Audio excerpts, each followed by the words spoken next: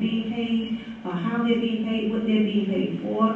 When you give $42,000 to a consultant to do a study and you never receive that study, then there is a problem. So when we have a strategic plan, when we revisit the vision statement and the mission statement of the city of Savannah to make sure that it lines up with the current economy and what's going on now, not until then will we be able to do anything. It's the same thing over and over and over again. Doing the same thing over, the same results. We want different results. Vote for Regina Thomas.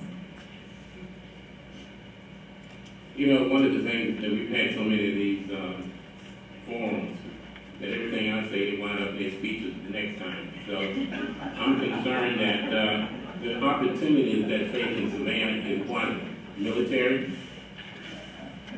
medical profession, cruise ships for tourism. We must take advantage of what we have and keep what we have, like the beautification of downtown and this historic district, so we can continue to attract people here. The harbor deepening comes into play, but most importantly, warehousing because of the situation. One of the things that we did under my administration was pay for the initial study of the river deepening. There are some concerns, but water is going to be one of the major concerns that facing this community within the next 4 years. People may not look at it as an opportunity. I use it as an opportunity when we annexed all the land to kept taxes down from 1996 to 2004. Thank you. Sure, this is on. Thank you all for coming tonight. I appreciate this. I think a lot of people here are excited to hear all your answers to the questions that we have. My question's a little bit different tonight. You know, we talk a lot about issues in a campaign, but what about character? If you can please give me one word that describes your character and how that plays into your desire to be the next mayor of Savannah. Mr. Jaycee. One word? One word. Okay. Forward thinking. All right. All right. Integrity. Honesty. Inclusion. Caring. Honesty. Do we have an opportunity to rebut?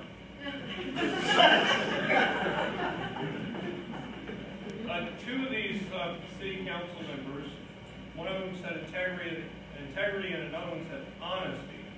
So I have ethics complaints. Can you use your microphone, sir? I have integrity on the matter of integrity and honesty. I have ethics complaints that have been filed by citizens that have never been answered by this city council. In fact, when I asked Jeff Felser about this matter at the last forum we attended and we all spoke at, he said that an ethics complaint did not exist. So to that audience, he committed a fraud. So not only did he lie about the matter, he committed a fraud on everyone in the audience. Now here, he wanted proof.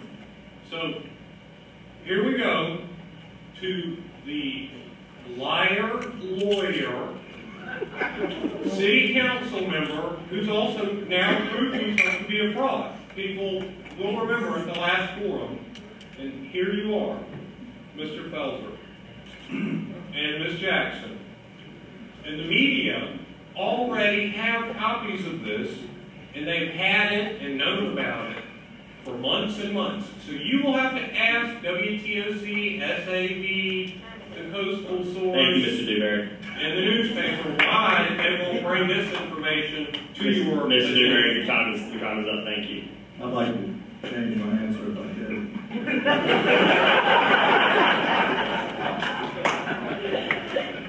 Accountability, something that this city council has never, ever exhibited. All right. I just got handed a note on clarification about rebuttals. Apparently, I was cheating a little bit. Only the candidate is mentioned in an answer to a question is a rebuttal allowed. So there's that for next time. Jeremiah? think I was pretty good there. I think I was mentioned pretty good there. Do you want to rebuttal? Absolutely. Okay. Let me just state this. What I said at the last forum is that we had not been served with any ethics complaints, which I still stand by. More importantly, integrity is what I have displayed throughout this process because, and I stand by that, and indeed I have a double burden by being an attorney. Actually, I have an ethics bond, not a bond, but an ethics, in addition to that, license that I have to uphold. So there's a double burden. So I take that extremely seriously. And the integrity, well, I'll talk about the red card is up, but we'll speak later. In my mentioning that I'm honesty, what I mean is that I will be telling you not necessarily what you want to hear, but what you need to hear, how I feel. I am not one that will shirk anyone's responsibility, and I will always be the one that is always trying to be fair. I may not end up on the right side, but at least I can say that I can get up and look in the mirror and I've made a decision that I thought was best. Thank you.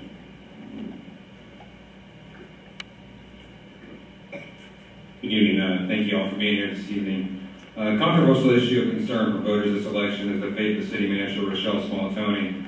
Upon an expiration of her contract this January, do you support to renew her contract or to replace her, and why? And I'll start with you, Mr. Buster. Thank you, Mr. Johnson. That is a hypothetical question, which I understand is something that we will face as the new mayor and council sit down to the table. The jury is out. We are getting ready to go into a budget season. Our city manager will continue to be judged by her abilities to carry out a budget that is streamlined, that is cutting wasteful spending, and we will see the proof will be in the pudding, as they say. It will take a vote of 5 to make any decisions, and there are 3 votes that will take place. There will be an evaluation of the city attorney, there will be an evaluation of the city manager, as well as our city clerk. So, as you see, there are a lot of candidates who are offering for office, and it will be a consensus of 5 that will make that decision. And I pray that it will be more than 5, that it will be a supermajority that will decide one way or the other how this city is going to go forward. But it is a discussion that will take place, and it should take place because it's our responsibility under the city charter. Thank you. That is a decision that we cannot make presently as a council, but as a new council, I'm sure that will be one of the first things on the agenda. Mrs. Tony, if she proves that she can continue to hold the job, and if the city council decided that it's a decision that will be made, then we will uphold that decision. In any situation, as we have in the past, evaluations will be done. It will be up to council whether they want to do it on a 3-month, 6-month, 9-month, or whatever. But then what finally rests is whether or not the individual, whether it's Ms. Tony or not, can continue to hold the job and carry out the responsibilities and the lack of term, the request that's made through the mayor and city council. I too would hope that this will be something that could be a majority vote, not necessarily a 5 to 4 vote, but a consensus building vote, that we can all be together and on the same page. It is based on work ethics, and what the person brings to the table, whether it's Ms. Tony or whomever it is. I can certainly tell you that as the next mayor, there will not be any immediate contracts given to the current city manager, but within 90 days.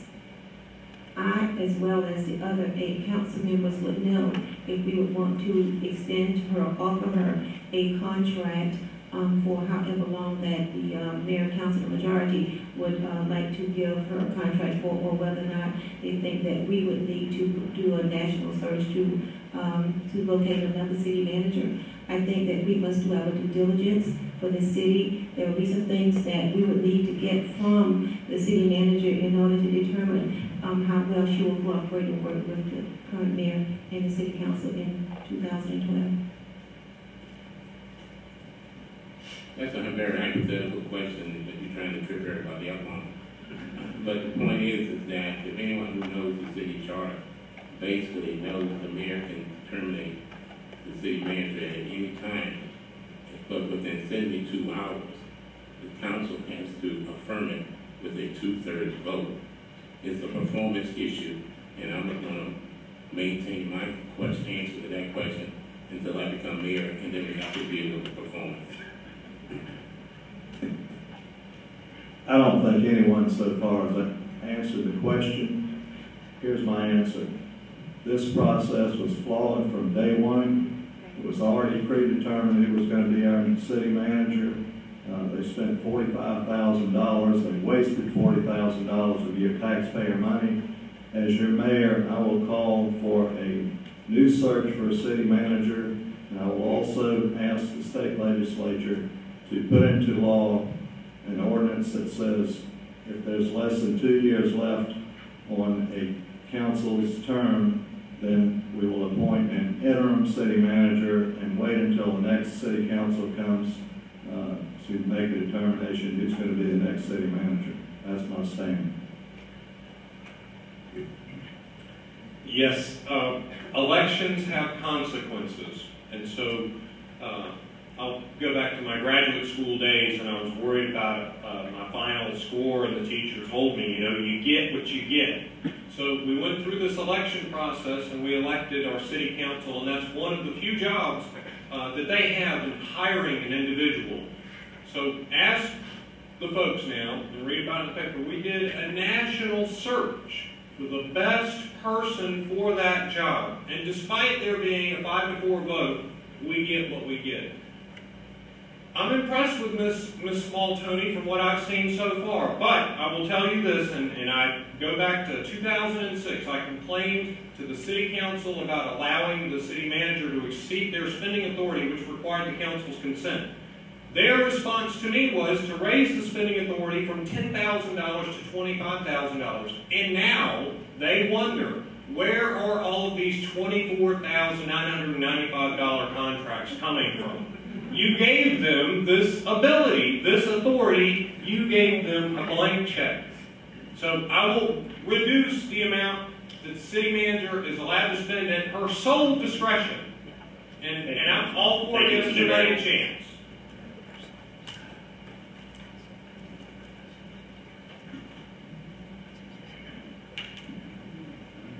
I'd also like to thank the candidates and the audience for coming out here tonight. And I'd also like to say the Savannah Morning News will be sponsoring yet another mayoral forum on October 25th at 7 o'clock in our building. And it'll be on television, I understand, also on a station that's not here tonight. WJCO, our upstairs neighbor. But anyways, thank you. And I guess my question first directed to Ms. Jackson. Was the city council right to sign off on or at least give tacit approval to the $50,000 payment to a fellow city council member for flood damages to her house that dated back as far as 3 years? Or was it an example of cronyism? And also, if I'm just a regular citizen and I have damages to my property because of floods or acts of God or whatever, will I get similar treatment? Well, first thing, the city council, the mayor and city council did not approve the amount of money. We authorized negotiations that they go into, negotiations to because of her damage to the house by law, by rule, and I'm not sure by rule or law. I have to think again. We only let an arbitrator go in, if I stand corrected now. And they asked us to, we are out of it, and that decision is not made by us as to amount of money. But we did say we felt that she should receive something. But that amount of money was not determined by the mayor and council. I think that if mayor and council, current mayor and council knew the city charter, and if they had read the city charter, they would have known that the statute